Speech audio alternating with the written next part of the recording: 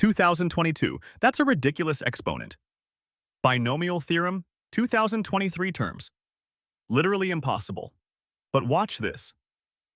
It's purely imaginary. A negative imaginary number with 304 digits. Zero real part. Perfectly on the imaginary axis.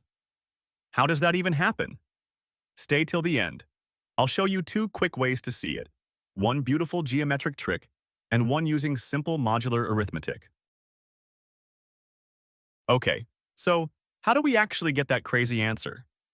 Part 1. The geometric solution. The cleanest way to see what's going on is to think about it geometrically on the complex plane. Let's plot 1 plus I. It's the point 1.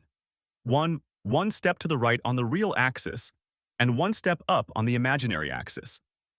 In polar form, this number has a length or modulus of square root of 2 and an angle, or argument, of pi over 4 radians. Now we use de Moivre's theorem. It says, when you raise a complex number to the power n, you raise its length to the power n, and you multiply its angle by n. So let's apply that directly to our ridiculous exponent. N equals 2022. The length. We raise square root of 2 to the power of 2022. That gives 2 to the power of 1011. That's where that enormous, roughly 300-digit number comes from. The angle. We multiply the angle, pi over 4, by 2022. That gives 1011 pi over 2. That looks insane at first. But look at the structure. 1011 pi over 2 is the same as 504 pi plus 3 pi over 2. Why does that matter?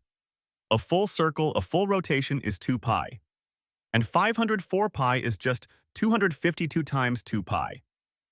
That means we spin around the circle 252 complete times and land right back where we started. All of that rotation does nothing. The only part of the angle that actually matters is the leftover bit, the remainder, which is 3 pi over 2. So our final angle is 3 pi over 2, pointing straight down. What's at 3 pi over 2? The negative imaginary axis. Cosine of 3 pi over 2 is 0, and sine of 3 pi over 2 is negative 1. So when we put everything together, we get 1 plus I to the power of 2022 equals minus 2 to the power of 1011 times I. It's not a trick. It's just a rotation on the complex plane. First, look at the exponent 2022. We can rewrite it as 2 times 10 to the 11th power. That lets us use this exponent rule. Quantity to the power of n times m is the same as quantity to the power of n, all raised to the power of m.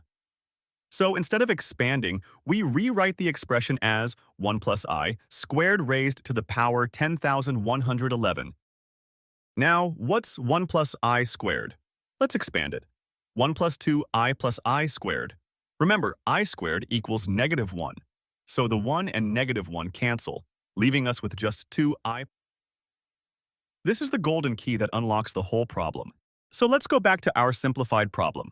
1 plus I squared, all to the power of 1011. We now know 1 plus I squared is just 2i. The entire problem becomes 2i, all to the power of 1011. We can distribute that exponent. This is 2 to the power of 1011 times I to the power of 1011. The 2 to the power of 10 to the 11th part is done. The last piece is I to the power of 10 to the 11th. To handle I to the 1011th power, we use the pattern of powers of I. Starting from I to the first, we get I to the first equals I squared equals negative 1, I cubed equals negative I, and I to the fourth equals 1. Then the pattern repeats every 4 steps. So all we need is the remainder when 1011 is divided by 4.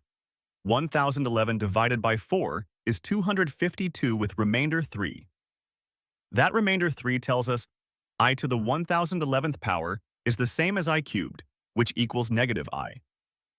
Now we put it together.